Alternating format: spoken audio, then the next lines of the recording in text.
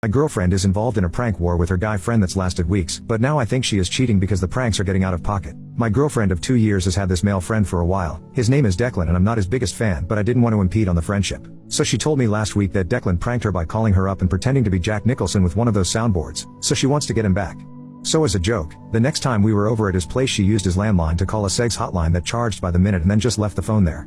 Declan gets charged like $200 for it. So Declan strikes back at her again.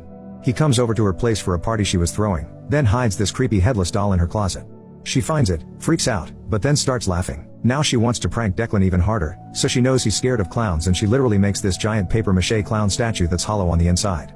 She wants to put it in his house with the help of his roommate, then hide in it all night and then pop out of it as soon as he notices it. I tell her this seems a little extreme but she does it anyway. Fast forward to that night. I got a call from my girlfriend because Declan apparently punched her in the face as soon as he saw her pop out of the clown thing, totally as a knee-jerk reaction because he didn't know it was her.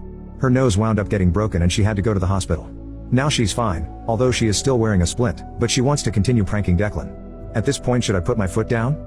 She is actually getting injured and it makes me wonder if she just likes being around him so much that she is using the pranks as an excuse. Update 1. I talked to my girlfriend about Declan and I told her that the pranks are getting dangerous, and she is unreasonably close to a guy she's only known for such a short amount of time.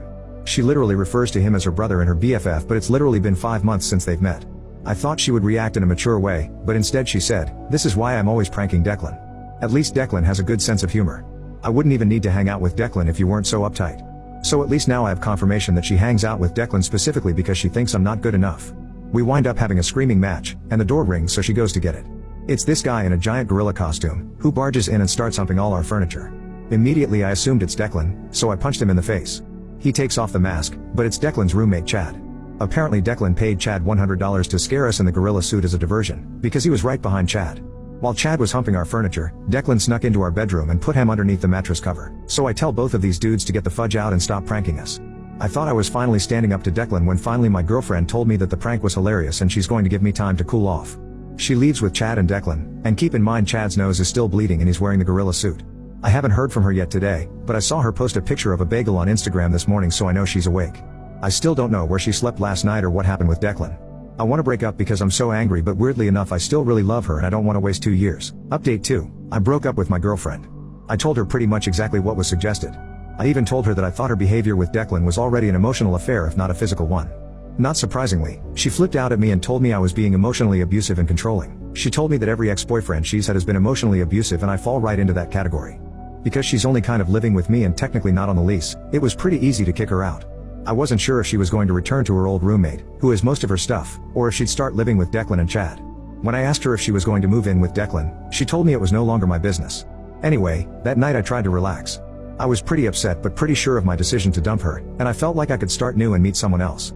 Then I got a bunch of random calls on my phone from a restricted number, but when I picked up nobody was there. So I turned my phone on silent, figuring this was one of her immature schemes, and in the morning I had 60 missed calls from restricted numbers. In the morning I actually got a text from Declan asking if he could come over to pick up my girlfriend's stuff. So yeah, she moved in with him. I tried to be civil because I really just wanted to get her stuff out of my apartment, but I also wanted closure, so when he got here I just told him that his relationship with her directly influenced the breakup, and that I know they're together now. Declan looks at me surprised and tells me that he doesn't think my girlfriend is into him, and that he definitely isn't into her. I told him to cut the crap, that it doesn't matter anymore. He seemed to be getting anxious and panicky, so I told him to calm down. I wasn't going to hurt him and I just wanted to know the deal. Then he tells me that he knows he directly contributed to our breakup, but not in the way I think, and apparently it was Chad and not Declan who wanted to smash her. Chad was too shy and asked Declan to befriend my girlfriend and act as a wingman.